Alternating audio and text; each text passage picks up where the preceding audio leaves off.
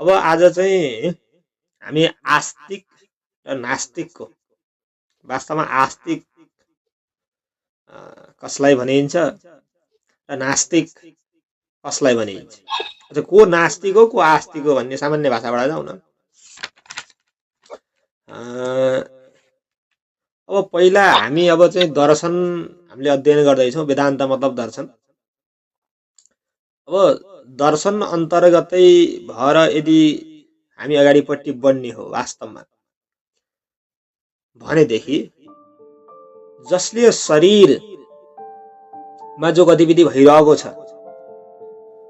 इन्द्रियहरूमा जे गतिविधि भइरहेको छ, पहिला सुरु शरीर र इन्द्रिय जो गतिविधि भइरहेको छ, म यति मात्रै होइन, म यहाँभन्दा नि पर छु,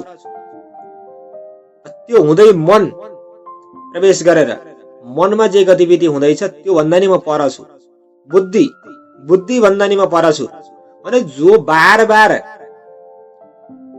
शरीरले महसुस गर्न सक्नेवाला, इन्द्रियहरूले महसुस गर्न सक्नेवाला, मनले महसुस गर्नेवाला, बुद्धिले पनि महसुस गर्नेवाला भन्दा पनि पर कोही छ जो परम सत्ता छ,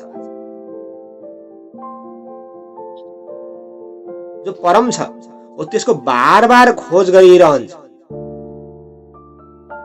र जो भइरहेको जो बन्धन युक्त छ, जो बन्धनमा बाँधिएको छ, यो मुक्तिको लागि बार बार प्रयत्न गरिरहन्छ। मतलब अन्तिममा भनेको मुक्त, बिन्दु अन्तिम भनेको मुक्त हो, त्यो अवस्थाको बारेमा खोजिरहन्छ, बार बार निरीक्षण गरिरहन्छ। यो चाहिँ दर्शनमा केवल सत्यका सामने झुक्छ, यही आस्तिक ट्रुथ, सत्य, केवल सत्यलाई स्वीकार गर्छ। पहिला शरीरमा देखेको छ भने त्यो शरीर भावमै सत्य जे छ त्यसलाई स्वीकार गर्छ, त्योभन्दा पर फेरि उसले जसरी प्रवेश गर्छ इन्द्रियहरूमा जे सत्य छ, जे उचो छ त्यसलाई स्वीकार, त्योभन्दा नि पर मनमा, मनको जे सत्य छ त्यो, त्यसै बुद्धिको सत्य त्योभन्दा पर, जो अब हामी चेतनाका जो स्तरहरू बात गर्दै आएका थियौँ अगाडिपट्टि, ईश्वर उपाधि माया, यो अब चाहिँ जीव अनि आत्मा हुँदै हुँदै माथि जो ब्रह्मको अवस्था छ, जबसम्म मुक्त हुँदैन तबसम्म खोजिरहन्छ, मुमुक्षुत्व छ, त्यही आस्तिक दर्शनका अनुसार। बुझ्नु ठिकसित फेरि, जसले केवल सत्यलाई स्वीकार गर्छ, एकदम छोटकरीमा बुझ्नुहुन्छ भने जसले केवल सत्यलाई स्वीकार गर्छ, उचो भन्दा उचो जे छ उसको क्षमता अनुसार अगाडि बढ्दैछ, केवल सत्यलाई स्वीकार गर्दछ भने त्यो आस्तिक दर्शनका दृष्टिमा, वेदान्तका दृष्टिमा।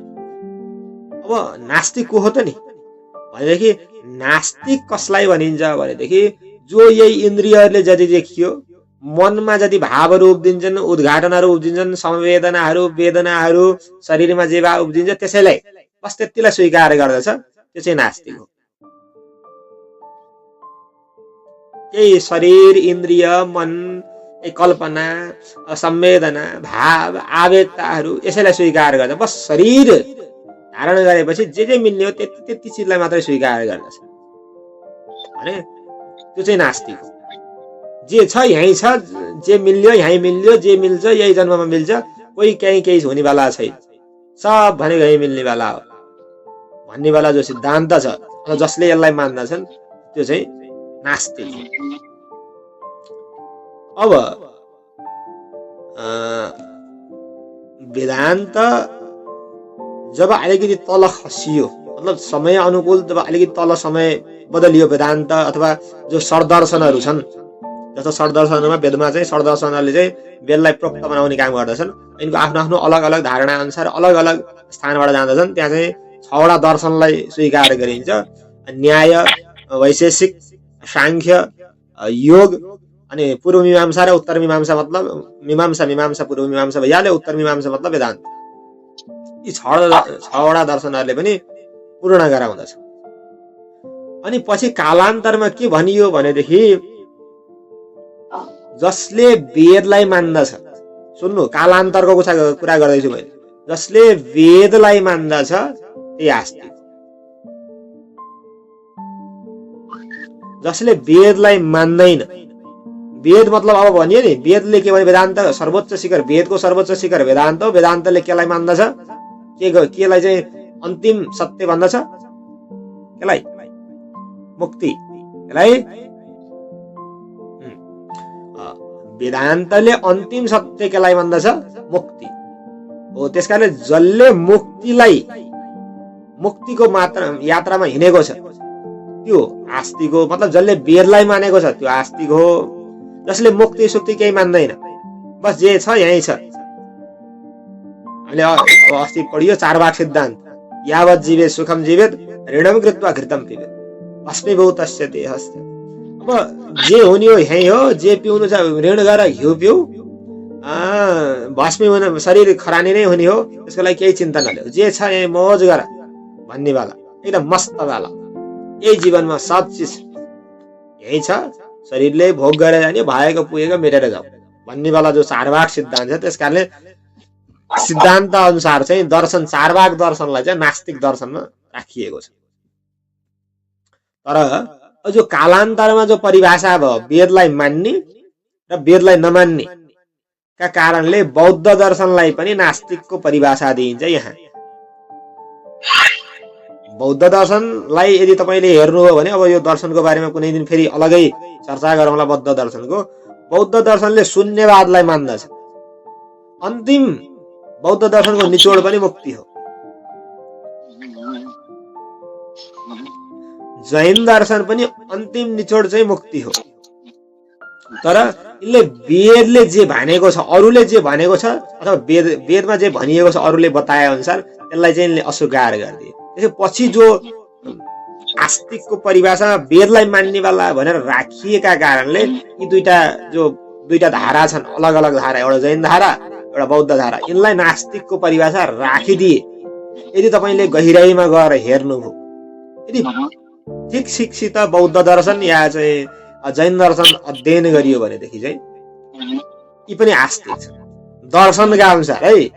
यिनले पनि के भन्छन्, मुक्ति परम सत्य भनेको मुक्तिलाई स्वीकार गर्ने। यस कारणले यी पनि आस्तिक दर्शन। तर पछि दिएको परिभाषा मैले बार बार दोहोऱ्याएको छु, सुन्नु।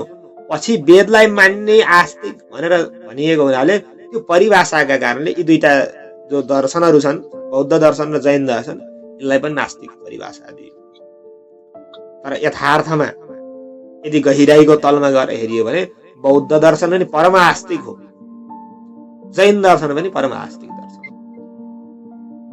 यदि दर्शनका हिसाबले हेर्नु, किन मुक्ति दुईटैले सत्यलाई स्वीकार गरेका छन्। तर चारवाक दर्शन चाहिँ नास्तिक दर्शन हो, किनकि क्षणभङ्गुरतालाई स्वीकार गरेका छ। जे छ यही छ, जे मिल्ने हो यही मिल्ने हो, मजले ल्याऊ, मजले गर, आनन्दसित गर। चारवाक सिद्धान्त। अब यो मुक्ति भनिन्छ नि त,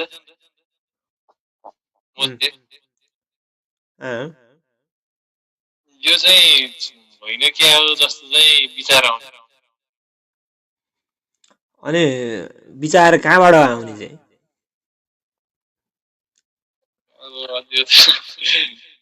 बुद्धि मनबाटै हो। जबसम्म तपाईँ शारीरिक क्रियामै घटित हुनुहुन्छ, अथवा इन्द्रियले देखाइरहेको जो दृश्य छ सामने, त्यही दृश्यलाई स्वीकार गर्नुहुन्छ, अथवा मनमा जे भावना, संवेदना, उद्वेग, आवेगहरू हुन्छ तपाईले त्यसैलाई स्वीकार गर्नुहुन्छ,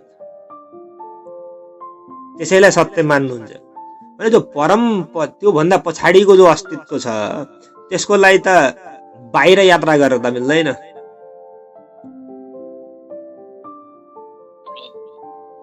हामीले अब मुक्तिको मतलब पनि यही अर्थ लगाउँछौँ कि के भनेदेखि मुक्ति मतलब कोही एउटा छुट्टै अलौकिक अनुभव हुने होला, छुट्टै प्रकारको चाहिँ संसार चाहिँ खडा हुने होला।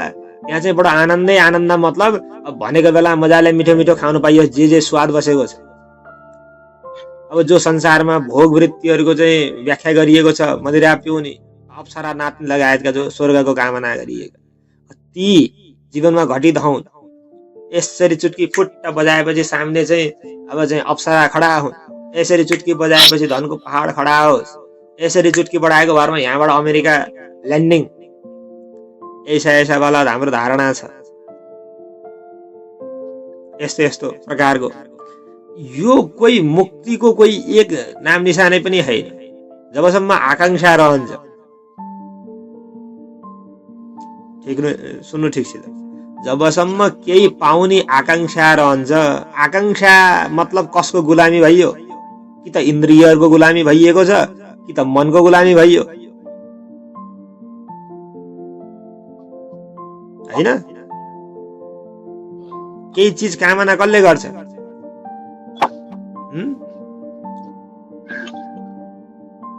खोइ उत्तर खोइ, कामना कसले गर्छ? अलि ठिक छ, अलि उच्च स्वरमा भन्नुहोस्। केले कामना गर्छ? मनले।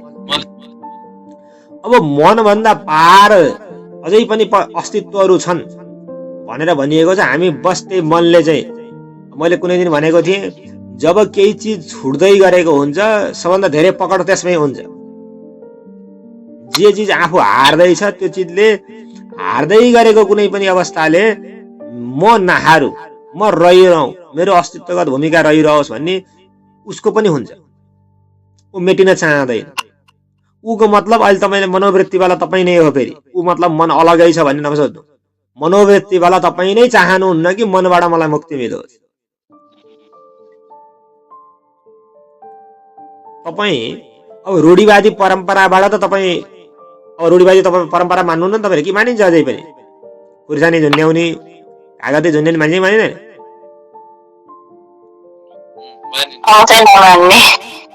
अब त जान्नुभयो नि, कागती खुर्सानी भनेको केही रहन्छ, थाहा भयो? कागती र खुर्सानीबाट छुटकारा मिल्यो? मिल्यो?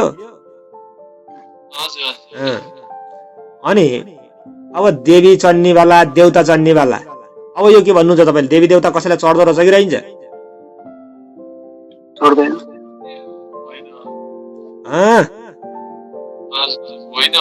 होइन, अझै होला भन्दै हुनुहुन्छ?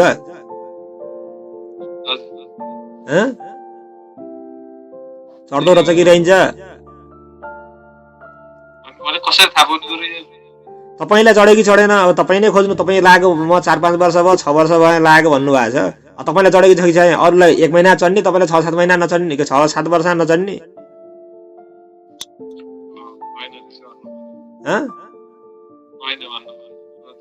अब ज्ञानका आधारमा पनि कोही परम अस्तित्व छ जो शिव भनिएको छ, जो देवी भनिएको छ, दुर्गा। यो हाडमासुको जो चाहिँ क्षणभङ्गुरतावाला छ, त्यही त्यो पाशकीय पशुवत बाँधिएको त्यो शरीरको आकांक्षाले भरिएको शरीरमा आएर कोही देवी देउता चढेर त्यसलाई फलानु यस्तो बिग्रिया छ, त्यो फलानु उस्तो बिग्रिया छ भने भन्छ? ज्ञानले पनि त अब तोड्नु पर्यो नि। ज्ञानका आधारमा नि त हुँदैन, त्यो सम्भव छैन। कोही शिवलाई म छु भनेर भन्न आवश्यकता छ यहाँ आएर कसैको शरीरमा? छ कि छैन? छैन। अब अलि अगाडि जानुहोस्। अब भूत प्रेत छ कि छैन?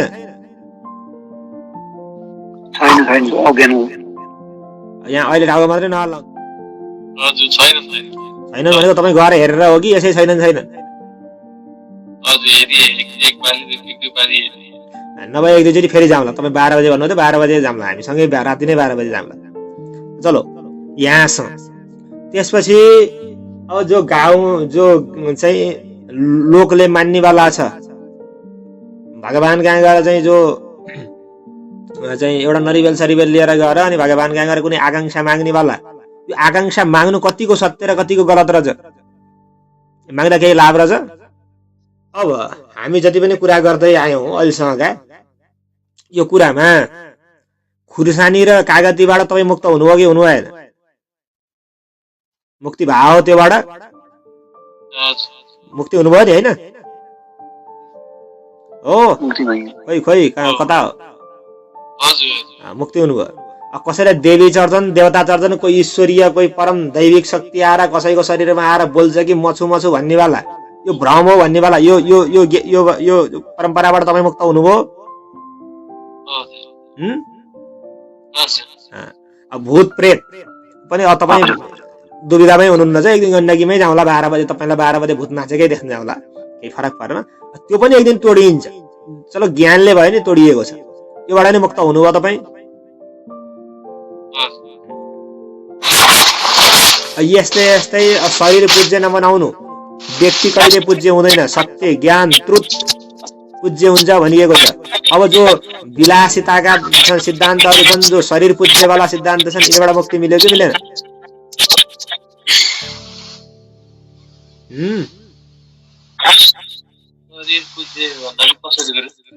पहिला पहिला चाहिँ गुरु र ब्रह्मा गुरु विष्णु भन्नेवाला सिद्धान्त, सरी मलाई आएर ढोकेपछि परमात्मालाई ढोके बराबर हुन्छ, मेरो पूजन गर, त्यसपछि म तिमीलाई ईश्वरको चाहिँ त्यो परम सत्तामा लिएर जान्छु, वैकुण्ठमा घडेरी स्वर्गमा घडेरी किन्नेवाला सिद्धान्त, यहाँबाट मुक्त भयो कि भयो छैन अझै?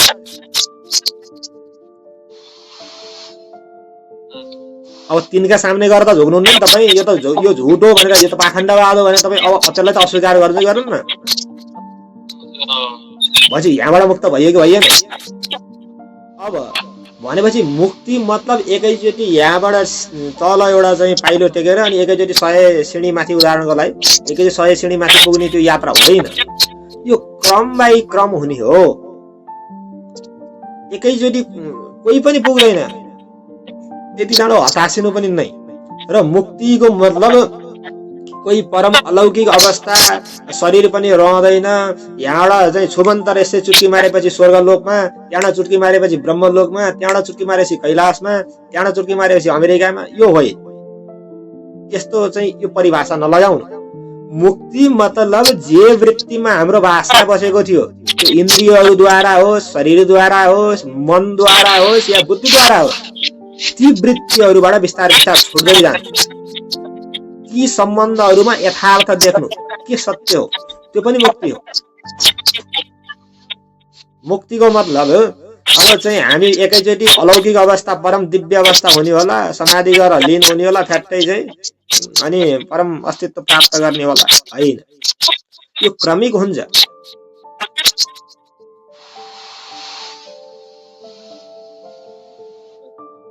कुरा बुझ्दै हुनु चाहिँ हुनुहुन्न? ज्ञानद्वारा तपाईँलाई हिंसाको मर्मको बारेमा थाहा छ, थाहा भयो। कुनै प्राणीलाई त्यो नाच्दै खेल्दै हाँस्दै कुद्दै गरेको प्राणी ऊ पनि बाँच्न चाहन्छ, त्यसलाई गर्दन काटेर अब खानु हुँदैन भन्ने बोध भयो, तपाईँले त्यसलाई छोड्नुभयो, हिंसाबाट मुक्त हुनुभयो कि हुनु भएन? भयो कि भयो छैन? हिंसाबाट मुक्ति मिल्यो। पूर्णतया हिंसाको त्यो परम अवस्थामा पुगेको छैन। जो लौकिक जो शरीरधारीवाला छ त्यसलाई अब जानेर त्यसको हिंसा गरिँदैन। अनजानमा हुन्छ होला, अनजानमा हुन्छ नै, पानी पिउँदा नि हुन्छ, अब सफा गर्दा नि हुन्छ, तर जानेर कसैलाई अब स्वादको लागि पेटको लागि हिंसा गरिँदैन हो। हिंसाबाट मुक्त हुनु भएछ हो।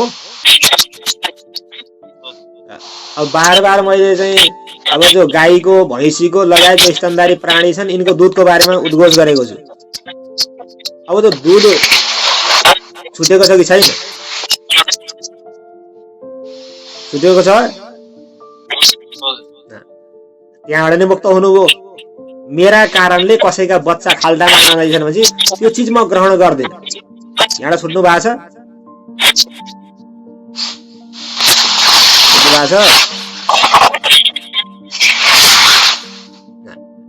यो मुक्ति हो।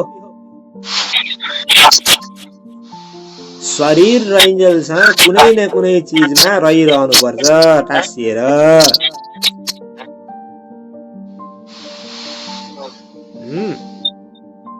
मुक्तिको मतलब के हो भने वासनाहरू निष्क्रिय हुँदै गएका छ कि छैनन्।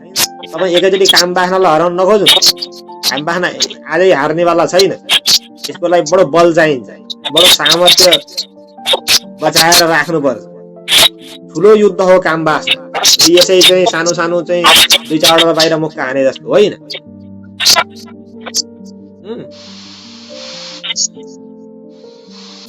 यसका लागि हतियार तगडावाला चाहियो, संयमता चाहियो, धैर्यता चाहियो, बिस्तारै अलि जागरण चाहियो। तत्पश्चात काम बाख्नासित लड्न सक्ने सामर्थ्य आउँछ। आजै आउँदैन, अहिले जम्मा हुन नि सक्छ फेरि है, फेरि आउँदैन मतलब आउँदै आउँदैन भने होइन, तर क्रमिक बाई हुँदैछ। पहिला शरीर तपाईँको बाहिर शरीरवाला चाहिँ वासनाहरू छुटेका छन्, वस्तुपरकवाला वासना छुटेको छ। यो छुटेको दृष्टिमा दिनु पर्यो। तर त्यो मेरो त छुटेछ भनेर अहङ्कारले अक्डिने चाहिँ भनेको होइन, तर छुटेको छैन भनेर आफूले आफूलाई चाहिँ हतोत्साहित गराउनु पनि भनेको छैन। मुक्त हुनु भएको छ, तपाईँका दृष्टिमा मुक्त हुनु भएको छैन, मेरा दृष्टिमा तपाईँ मुक्त हुनुहुन्छ, तर पूर्ण भनेको छैन, क्रमिक मुक्त हुँदै हुनुहुन्छ। जे चिज गलत थियो त्यो गलत चिजलाई तपाईँले जानेर बोधयुक्त भएर होसले छोड्नु भएको छ भने त्यो मुक्ति हो। एउटा चिजबाट छुटकारा मिल्यो।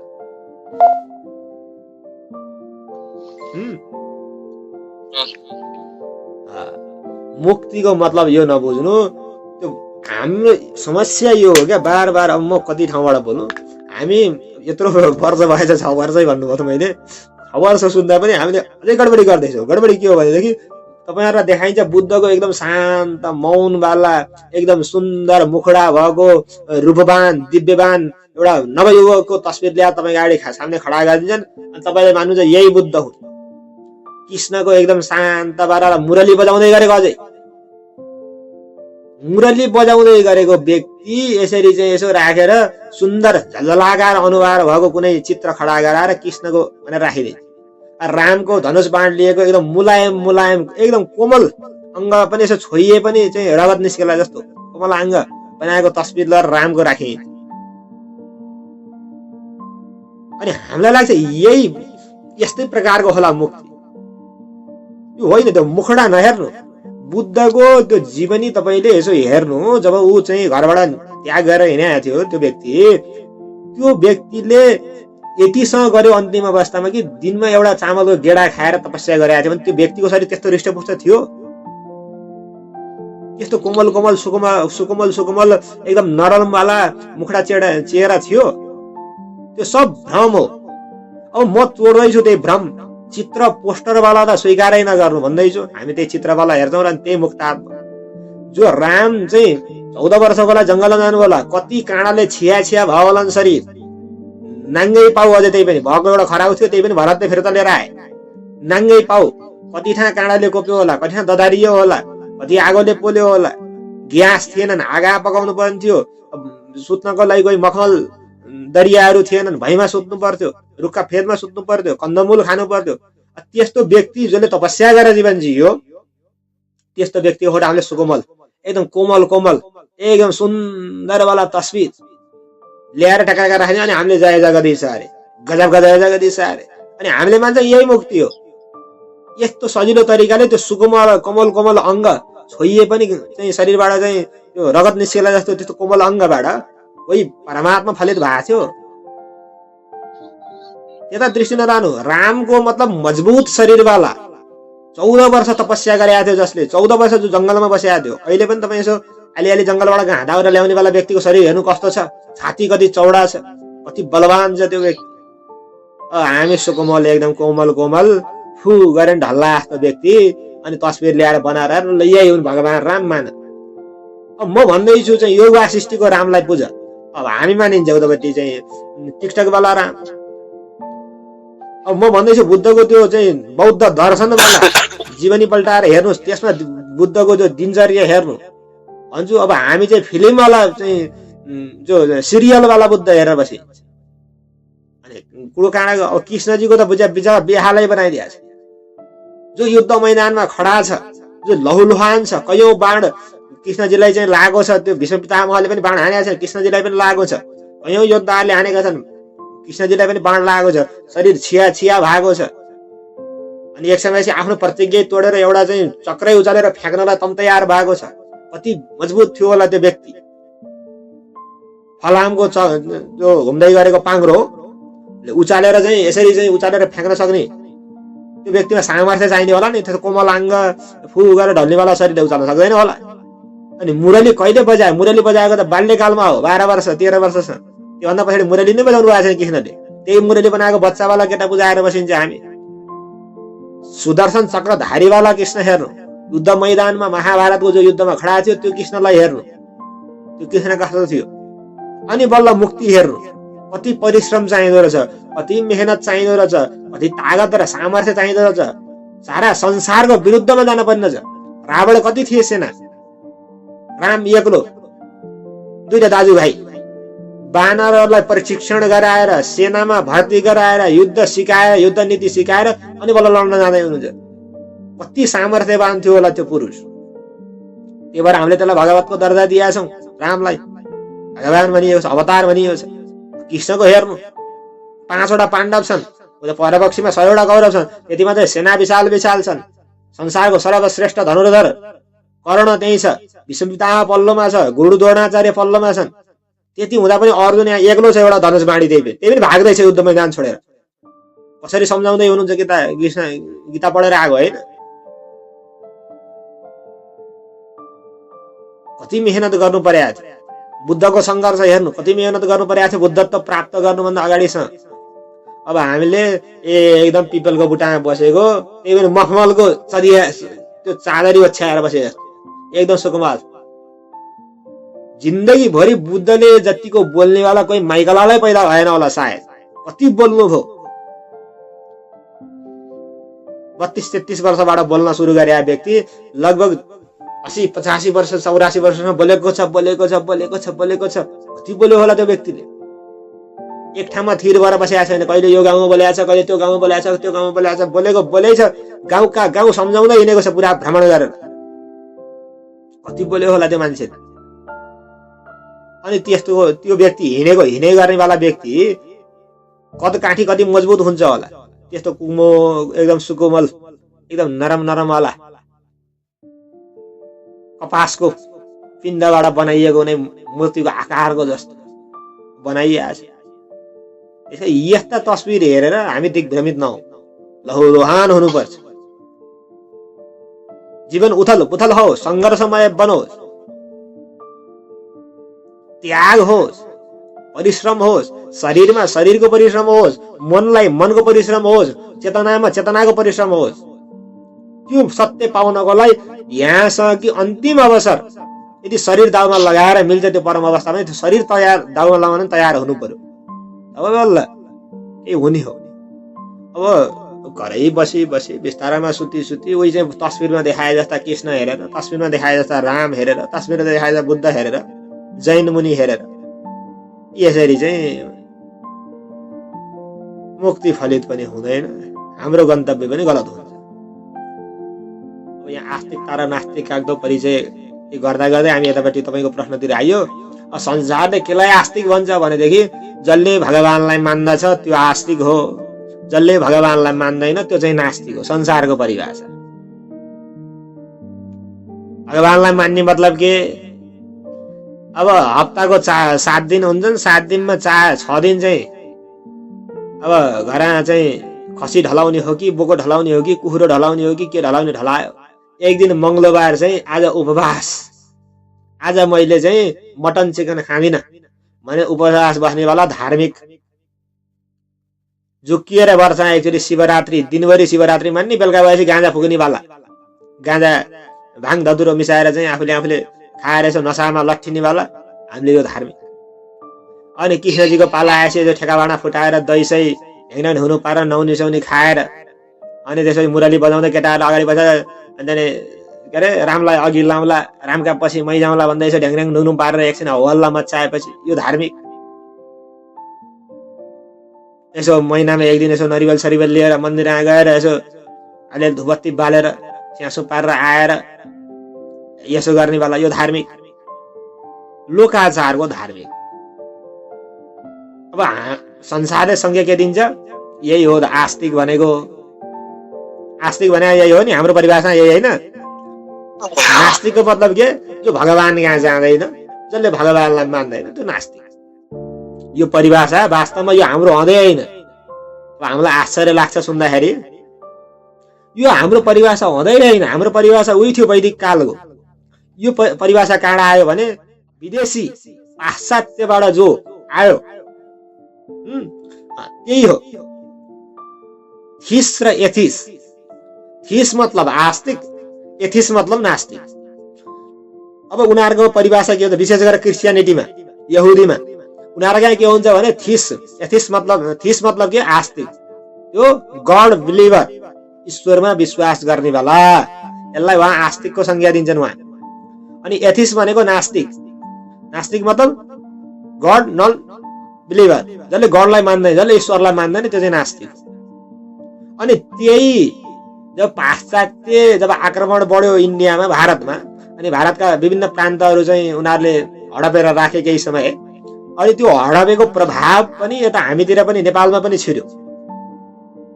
अनि हामीले पनि अहिले हामीले जो जान्दछौँ, अलिअलि मान्दछौँ, जसलाई हामीले यसो चाहिँ हेरिएको छ, धर्मको दृष्टिले हेरिन्छ, धार्मिक जो भनिएका छन् उनले पनि त्यही भन्छन्, जसले भगवानमा विश्वास गर्छ त्यो आस्तिक, जसले भगवानमा विश्वास गर्छ त्यो नास्तिक। यस्तो परिभाषा हाम्रा छैन। हाम्रा भगवान भन्दा पनि पर मानिएछ मायोपादी ईश्वर भनेर अस्ति पढेको होइन मायाको परिभाषामा। मायाका भ्रान्तिका कारणले कुनै रूप, रङ, आकार, कुनै आयामलाई ल्याएर थापित गराउनु, यो के हो? मायोपादीवाला ईश्वर हो। हामीले कसलाई भनिएको छ परम सत्ता भनेर? जो निर्गुण छ, जो निराकार छ, जो चैतन्य हो, जो सनातन छ, जो शाश्वत छ, जो मन, शरीर, इन्द्रिय, बुद्धि भन्दा पनि पर छ, जो परम जागरुक छ, त्यही ईश्वर हो। सचेत ईश्वर के हो? ईश्वरको परिभाषा यहाँ संसारमा लौकिकमा कुनै आकारमा छ। निराकारको कोही मूर्ति बन्न सक्छ? निराकारको कोही मूर्ति बन्न सक्छ? निर्गुणको कोही मूर्ति बन्न सक्छ? शाश्वतवालाको कोही चाहिँ मन्दिर बन्न सक्छ? सक्दैन। यो मायोपादी ईश्वरवाला स्थापित हो। त्यसमा के हुन्छ भने द्वैत र अद्वैत वाला, जो द्वैताद्वैत, विशिष्टाद्वैत वाला सिद्धान्त वाला छन्, जो भक्ति, जसलाई भक्ति मार्गी भनिन्छ, यिनका आधारमा जीव अलग हो, ईश्वर अलग छ, संसार अलग हो। यिनका दृष्टिमा यिनले दिने भनेको यही हो। जीव कहिले मुक्तै हुँदैन, जीव बाँधिरहन्छ यिनका दृष्टिमा, यिनका सिद्धान्त अनुसार। तर अद्वैतमा के भनिएको छ? जीव मुक्त हुने हो, जीव कोही बाँधिने वाला छैन, जीव मुक्त आत्मा छ, बाँधिएको जस्तो लागेको अद्वैतमा। त्यस कारणले संसारको परिभाषालाई लिएर अथवा टिकटकको परिभाषालाई लिएर अथवा कुनै टिभी श्रृङ्खला सिरियलको परिभाषालाई लिएर आफूले आफूलाई म कस्तो छु भनेर जज नगर। वेदान्त, अब त हामीले ज्ञानको यो परम अवस्था पढिसक्यो, अब त ज्ञानका दृष्टिले आफूले आफूलाई हेरौँ फर्केर। अब त हामी त ज्ञानले हेर्ने हो नि त। अझै पनि अन्धविश्वास, अझै पनि समाजले के भन्छ, अझै पनि भिडले के भन्छ, अझै पनि मान्दै आएका प्रथा रीतिरिवाजले के भन्छन् भनियो भने त ज्ञान कहाँ गयो त? त्यसो भए यत्रो बेर पढाएको 6 वर्षसम्म मैले पढाएको कहाँ गयो ज्ञान? सबै चैट। यसरी त काम भन्दैन। ज्ञानाग्नि दग्ध गरमाण भस्मसात कुरुते जुन भगवान श्रीले बार बार भन्नुहुन्छ, अरू केही चिजले चाहिँ अहंकार नष्ट हुँदैन, अरू केही चिजले मुक्ति मिल्ने वाला छैन, केवल ज्ञान मतलब सत्यले नै मुक्ति मिल्ने हो। सत्यको मतलब एकैचोटि आएर फाङफुङकै सबै दिमागमा भएका सब चिज हटाएर, विचार धारणा सब हटाएर मिल्ने वाला छैन।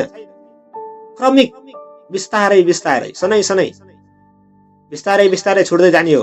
पहिला त शरीर वस्तु परक जो सम्बन्ध, आकर्षण विकर्षण छ, त्यो टुटाउँदै जाने हो बिस्तारै बिस्तारै, पहिला सर्वप्रथम। त्यसै शरीर प्रतिका आसक्तिहरू जो छन्, स्वाद, श्रवणमा आफ्नो प्रशंसा, दृष्टिमा आफ्नो जो अनुभव, जो आफूलाई दृश्यगत लाग्दछ त्यस्ता चिजहरू, नाकबाट गन्ध, छालाले स्पर्श, योबाट बिस्तारै क्रमिक छ, बिस्तारै बिस्तारै। त्यसपछि मनमा पुगिसकेपछि बल्ल काम वासनासित लडाई, क्रोधसित, लोभसित, ईर्ष्यासित, अहंकारसित। अनि बुद्धि पनि अझै अहंकार छ, माया उपाधि ईश्वर जो धारणा कल्पनाहरू छन्, आवरण र विक्षेपको भनिएको छ अस्ति माया, यी आवरण र विक्षेप, यी कल्पनाबाट पर। त्यसपछि दृश्य र द्रष्टा, त्यो देखिनेवाला सब हो, द्रष्टा म देखिनेवाला हुँ भन्नेवाला। त्यसपछि पनि द्रष्टा पनि खतम, दृश्य पनि खतम, सब एक, अनि बल्ल अद्वैत, तब बल्ल मुक्ति। यात्रा बडो लामो छ। यात्रा क्रमिक बाई क्रमिक एक एक पाउ पाउ चाहिँ बडो जागरुक भएर बडो होसपूर्वक चाल्दै जानु छ। अब यहाँ सुरुमा एक पाउ राखिएको छ, अनि अहिले तर्सियो भने अनि मुक्ति त भइहाल्यो नि गजबले। त्यसकारण मुक्तिको मतलब कोही संसार छुट्टै अलग हुने होला, शरीर पनि अलि अलौकिक दिव्य पछाडिपट्टि सूर्य उदाएको जस्तो एकदम छत्र छाया बन्ने होला। अब दुई चारवटा अगाडि र पछाडि चाहिँ शिष्यहरूले चाहिँ छत्री ओढाएर हिँड्ने होलान्। ज्ञानी भने धर्मदण्ड मिल्ने। यस्ता झुटा आश्वासन पाल्दै नपाल्नु, यो हुँदै होइन। यो मैले भनेको छैन। यदि मैले भनेको विश्वासै नलाग्ने हो, 6 वर्ष पढाउँदा नि विश्वास लाग्दैन भने अब गएर वेदान्त आफैले किनेर ल्याउनु, त्यही पुस्तकमा मजाले लेखिदिएको छ। चाहे तपाईँले चाहिँ बृहदारण्यक उपनिषद पल्टाउनु या कठोपनिषद ल्याउनु, सबभन्दा गजबको कठोपनिषद हेरे हुन्छ सबभन्दा पहिला, नचिकेता र यमराजको प्रसङ्ग।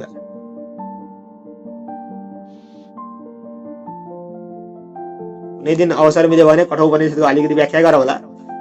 मुक्ति उहीँबाट सुरु भएको छ। तपाईँले यसो हेर्नुभयो भने नचिकेताको मुक्ति कहाँबाट सुरु भएको छ भने जब उनले पिताजीलाई ज्ञान दिँदै थिए, पिताजीलाई सम्झाउँदै थिए कि यी जो काम नलाग्नेवाला यी चाहिँ वृद्ध अवस्थाका गाई, जर्जर भएका गाई दान नदिनु। अब मुक्ति सुरु भइसकेको थियो उनको यात्रा। यो नबुझ्नु कि उहाँ माथि यमराज कहाँ भएपछि ज्ञान भयो होला, साधना गरे मुक्ति होइन। मुक्तिको यात्रा सुरु भइसक्यो जब पिताजीलाई भनेको थियो कि यस्ता दिएर काम छैन। दोस्रो पाउ उनले राखे, मलाई मैले यमराजलाई दान दिए भनेर पिताजीले भनेपछि उनी लुरुक्क गए, हस् पिताजी धन्यवाद भनेर गए। दोस्रो पाउ राखे, ए तपाईँले भनेर हुन्छ, म त जान्न नि, मैले तपाईँलाई पो यसो सम्झाएको, तपाईँ आफै नसम्झिने, आफू गलत गर्ने, मलाई यस्तो गर्ने भनिदिए भए हुन्थ्यो नि त। तर गरे, गए यमराज कहाँ। यमराज कहाँ गएपछि 3-4 दिन जति बाहिर बसे, गेटमा बाहिरै भोक प्यासले तडपिएर फर्केर आएका नि हुन्थ्यो, तर नि बसिरहे। तेस्रो पाउ चाले, यमराजले लोभ लालसा दिए थुप्रै, तब पनि उनले नकार दिए। चौथो पाउ चाले, प्रश्न सोधे, पाँचौं पाउ चाले। यसरी एवं रीतिले क्रमिक बाई क्रमिक हुँदै जाने हो।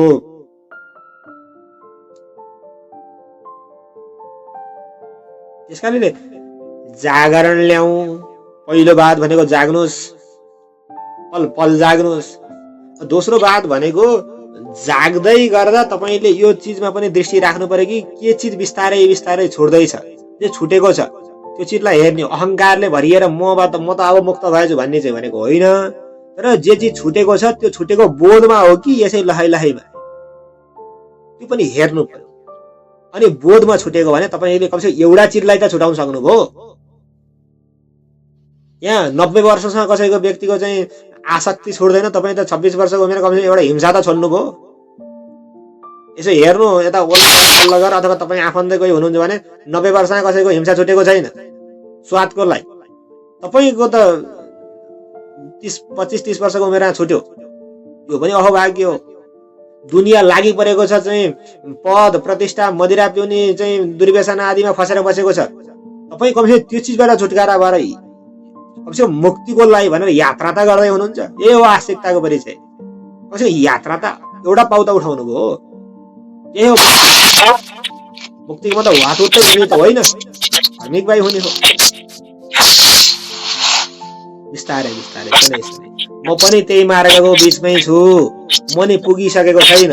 तपाईँलाई आश्वासन म दिन सक्छु, म पनि त्यही छु। तपाईँ जहाँ हुनुहुन्छ त्यही छु म पनि हिँड्दैछु, तपाईँ पनि हिँड्नु। कोही म पुगिसकेको ढोका ढकढकाएर ढाकढाक फारेर बिस्तारा लाएर बन्दोबस्त गरेर सुतेको छैन। म त्यही छु, तपाईँ नि त्यही हुनुहुन्छ। सँगै सँगै एउटै यात्रामा हिँडेका हामी, सँगै सँगै जाउँ भनेर म अहिले एउटा भूमिकामा छु कि तपाईँलाई सम्झाए जस्तो गर्ने भूमिकामा छु, तपाईँ एउटा भूमिकामा हुनुहुन्छ सुने जस्तो गर्ने भूमिकामा। हामी बस अभिनय गर्दैछौँ। बिस्तारै बिस्तारै यो अभिनयलाई वास्तवमा बोधयुक्त भएर देख्नु छ। मुक्ति मतलब जे चिज होइन त्यो चिज बिस्तारै क्रमिकसँग छोड्दै जान्छ,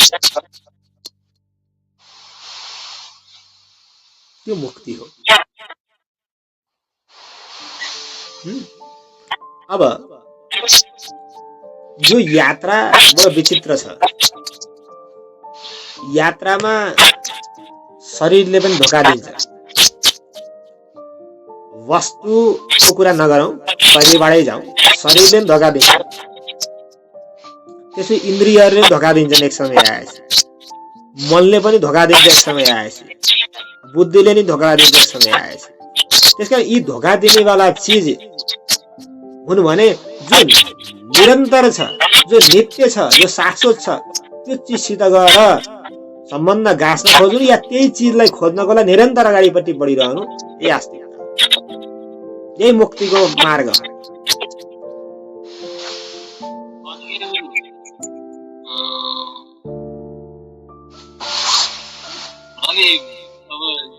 यो अब हजुरले भनेको कुरा पनि गर्दै राख्दाखेरि अब यो मान्नु छोड्ने यस्तो भन्नु नि, यो गर्दै राख्दाखेरि तर त्यो राम्रोसँग बोधले नछोडिएको हो कि अब डर भइराख्ने कि एउटा कतै के फसिन्छ कि कहीँ के हुने भन्ने विशेष त मेन त मलाई त्यस्तो हुन्छ। यदि म फस्छु कि म फेरिबाट भुलवश जान्छु कि म झुकिएर मनको जो आवेगता अथवा इन्द्रियहरूको सक्रियता, इन्द्रियहरूको वासनावृत्तिमा म गएर फसिहाल्छु कि भने चनाखो हुनु भनेको त जागरकै लक्षण त हो नि। अब केही छैन, भाडामा जाए जे होला त्यही होला, देखा जाएगा भन्यो भने चारबाग सिद्धान्त भयो। यो मन मस्त हुने बेला अलि आइसकेको छैन, मस्त हुने हो। तर मस्त हुनको लागि कमसेकम आफ्नो मातामा केही न केही चित्त हुनु पर्यो नि त। मस्त हुने हो, म मस्तताको विरोधीमा छैन। यसको मतलब मैले त्यो मस्तीलाई, तपाईँको मस्तीलाई खण्डन गराउनलाई विरोधाभास गरेको चाहिँ छैन। यी मस्तमै लट्ठै हुनु छ। परम आनन्द दिगम्बर अवस्था भनेको परम मस्त अवस्था हो। कसैलाई केही चिन्तै छैन, सुर्तै छैन, केही चिजको पनि भय छैन, त्यो हुने हो। तर त्यो हुनको लागि पहिला आफू अपनत्व भन्ने जो अहम वृत्ति छ त्यसको खोज त हुनु पर्यो नि त, अलिअलि स्वाद त हुनु पर्यो नि। तत्पश्चात बल्ल दिगम्बर अवस्था। अब अहिले वास्तवमा असलियतमा तपाईँको हुनुहुन्छ त्यसको क्षण एउटा स्वाद, एउटा थोप्लो निमेष मात्र स्वाद पनि तपाईँले चाख्नु भएको छैन भनेपछि अहिले चनाखो हुन आवश्यकता छ। चनाखो शुभ हो। गएर फसिहाल्छु कि कुनै चिजले मलाई वासनाले हडपेर मलाई निस्तेज बनाइहाल्छ कि क्रोधका आवेगतामा आएर म फसिजान्छु कि, यो हुनु भनेको शुभ हो। यो जागरणकै लक्षण हो, शुभ भइरहेको छ। एक दिन मस्त हुने अवस्था नै आउँछ न, तर क्रमिक भाइ।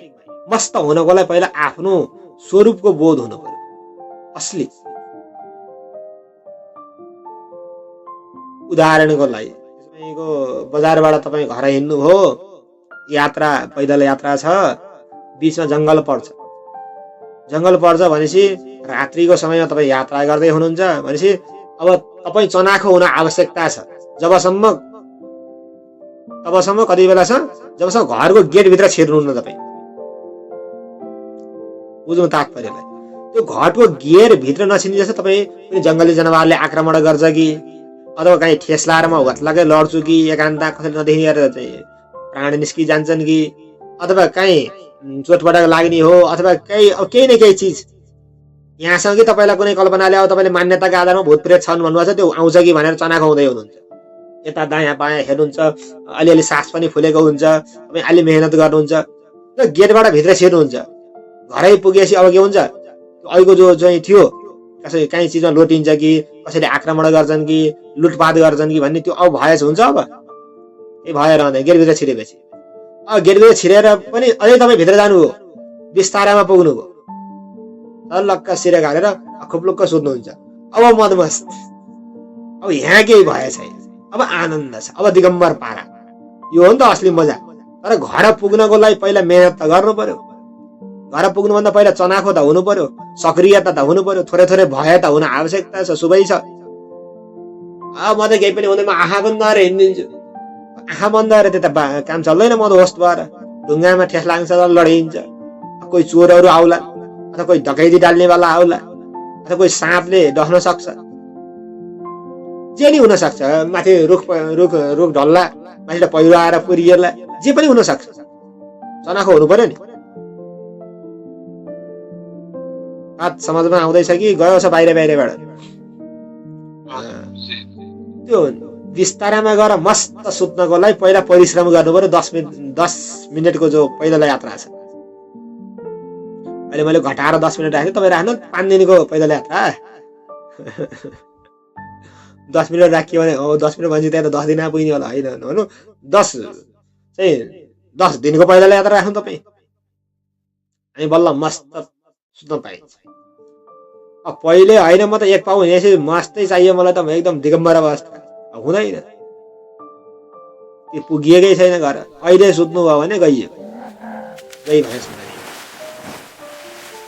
त्यस कारण सनै बिस्तार चनाखो हुनुहोस् चनाखो अझै हुनुहोस् अलिअलि डर भए शुभ हो भएनै भएन भने त कहाँ पुगिन्छ घर भए त शुभ हो डकाइत मतलब त काम बास्ना बुझ्नु ठेला लोटिन्छ कि भन्ने क्रोध बुझ्नुहोस् अब चाहिँ साँप डस्सले भन्ने कुरा ईर्ष्या बुझ्नुहोस् यिनै हुन् यहीँबाट बचेर जानु छ यो मनको पर्दाबाट पार गइसकेपछि तपाईँको अलिअलि असली स्वरूपको स्वाद आउन थाल्छ त्यसै तपाईँ अलिअलि मस्तता अलिअलि लट्ठीको शुभ पनि हुन्छ अहिले मजाले मग्न मस्त नहुनु अहिले निर्भय भनेर एकदम छाती फुलाएर हिँड्न नहाल्नु अलिअलि भए स्वाभाविक हो अलिअलि चनाखो पनि स्वाभाविक हो यदि भएन भने त आउँदैन नि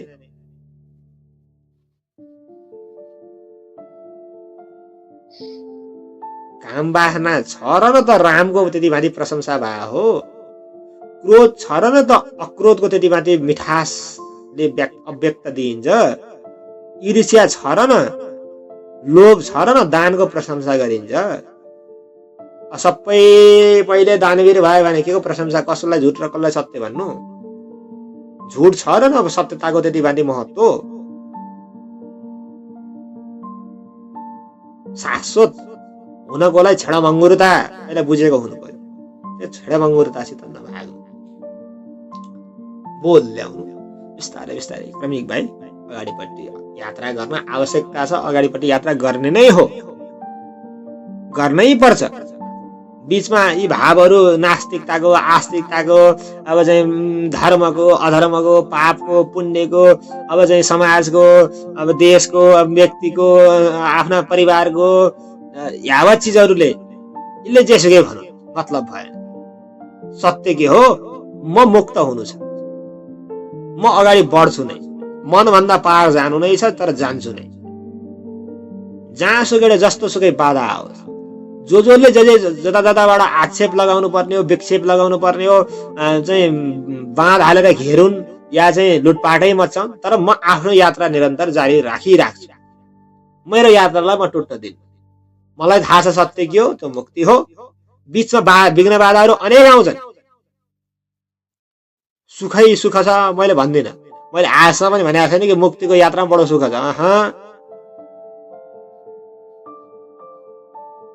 घर परिवारले विरोध गर्छन् आफन्तीजनले विरोध गर्छन् समाजले विरोध गर्छ एक दिन पुरै राष्ट्र खनिन्छ यी खनिएर नि तपाईँको केही बिग्रिँदैन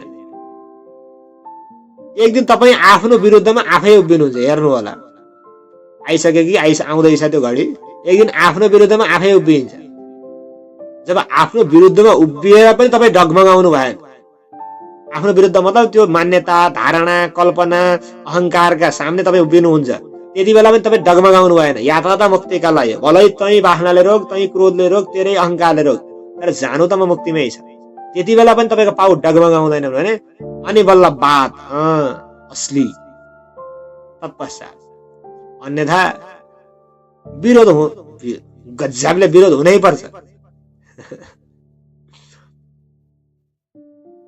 तर विरोध हुनु शुभ लक्षण हो विरोधै भएन भन्दा के मजा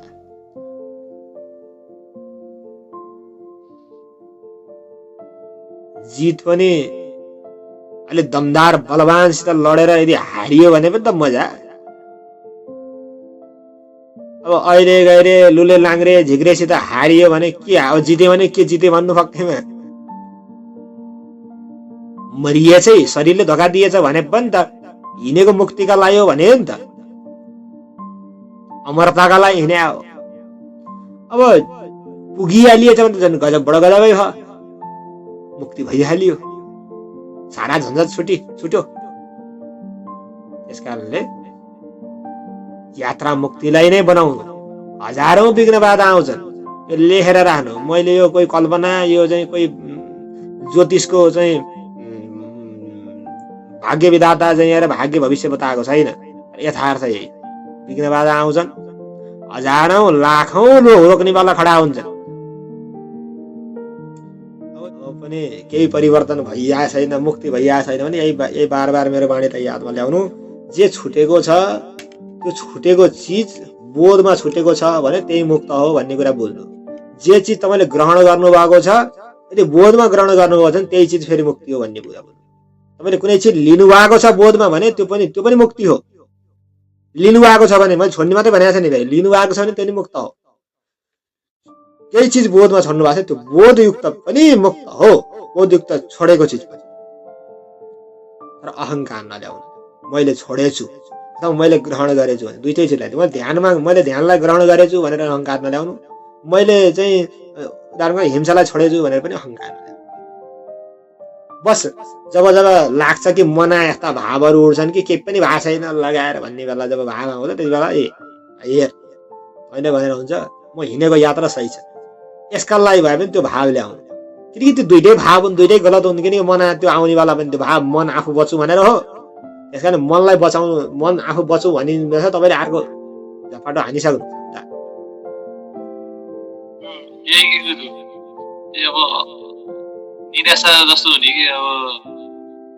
त्यही त निराशा कसलाई हुने, त्यही मन होइन भने। यही हो मनको खेल बुझ्नु। जब यो हार्ने अवस्था प्राप्त हुन्छ तब निराशा हुने हो। संसारमा पनि अध्यात्ममा पनि एउटै हो। संसारमा पनि निराशा पैदा हुन्छ आफूले भने अनुकूल भएन भने। निराशा पैदा हुन्छ संसारमा, यता हुन्छ नि। धन प्राप्त गर्ने आकांक्षा थियो, धन प्राप्त भएन। कसैले सम्मान गर्ने आकांक्षा थियो, सम्मान प्राप्त भएन। अब यही खेल मनले अध्यात्म नि खेल्छ। तपाईँले मनलाई छुटकारा दिनुभएको छ, अध्यात्म नि खेल्ने भयो यसले। तपाईँलाई लाग्छ ध्यान मान्छे ड्याम्म लगाइदियो भने त विचार केही पनि नआइदियो भने ड्याम्म पारेर अब आएको छ विचार, अनि निराशा पैदा हुन्छ। लक्षण त फेरि त्यही संसारिकवालै भयो। त्यसकारणले आउने जाने विचारको क्रम मनको खेल हो। तपाईँ यो दुइटै खेलबाट बाहिर निस्केर हेर, द्रष्टा भनेर। अहिलेलाई द्रष्टा ठिक छ।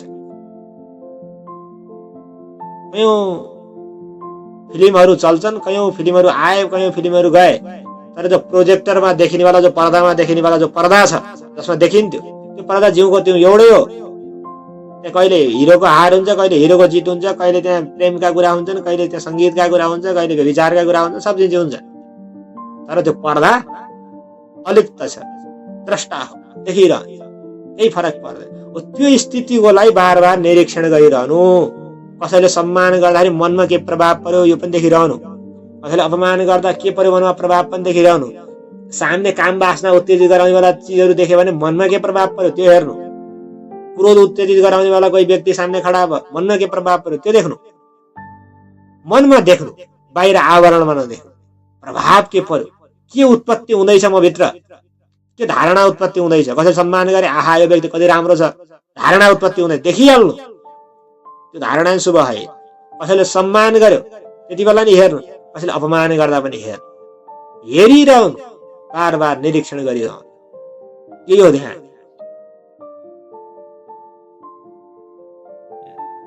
त्यसकारणले तपाईँ 24 घण्टामा 1 सेकेन्ड पनि जाग्नु भएको छ भने त्यो नि मुक्त हो। कमसेकम 23 घण्टा 59 मिनट तपाईँ बन्धनमै रहे पनि 59 मिनट 59 सेकेन्ड बन्धनमा रहे पनि 1 सेकेन्ड त तपाईँमा जागरण आयो, यही मुक्त भयो। 1 सेकेन्ड त मुक्त भइएछ नि त। भरे 2 सेकेन्ड भइहाल्ला, भरे 3 सेकेन्ड भइहाल्ला। यो मनको निराशालाई हावी हुन नदिनु, प्रसन्न चित्त हुनु, तर बोधपूर्वक होस। निराशा भए भन्ने वाला पनि कल्पना हो, निराशा भए भन्ने वाला पनि भाव हो। भावलाई शिर चढेर बोल्न नदिनु। तपाईँ मालिकियतै रहनु, तपाईँ मालिक हो। केही पनि भएको छैन भन्ने वाला पनि मनै हो, केही भाषा अलिअलि त भन्ने वाला पनि मनै हो। यी दुईटै मनका भ्रम हुन्। यो दुईटैबाट पर जानु, प्रभाव के पर्यो यसमा निरीक्षण गर्नु। भनेपछि गुरु अब हामी अहिले जति साधना सिक्दैछौँ नि गुरु, अहिलेसम्मको अवस्थामा चाहिँ हामीले अब साक्षीकै अवस्थामा नै हुनु पर्यो गुरु। हामीले त्यसैलाई उस बनाएर अगाडि बढ्नु पर्यो। अहिलेको क्रमिक अब तपाईँ जुन अवस्थामा हुनुहुन्छ त्यसको क्रमिक अब लगभग सबैलाई काम लाग्ने भनेको चाहिँ प्रभाव के पर्यो मनमा। अहिले हाम्रो सबभन्दा सर्वोच्च साधना लेख्नुपर्ने वा लेखेर राख्नु, सर्वोच्च हाम्रो साधना अहिलेको भनेको वर्तमानमा ठ्याक्कै के भने प्रभाव के पर्यो। सामने केही चिज देखियो, केही चिज सुनियो, केही चिज हेरियो भनेदेखि के भित्र प्रभाव पर्दैछ। प्रभाव पर्यो भने किन पर्यो, मालिक म कि सामनेवाला, यो उद्घोष गर्न आवश्यकता छैन। तर आफ्नो मालिकियत म हुँ, मालिक चाहिँ मै हुँ भन्ने अस्तित्वगत परम स्वभाव चाहिँ भुल्नु भएन। मालिक चाहिँ मै हुँ।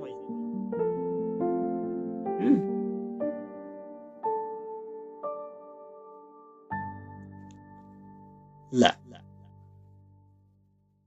ल आजलाई त्यसो भए छुटौँ। शुभरात्री।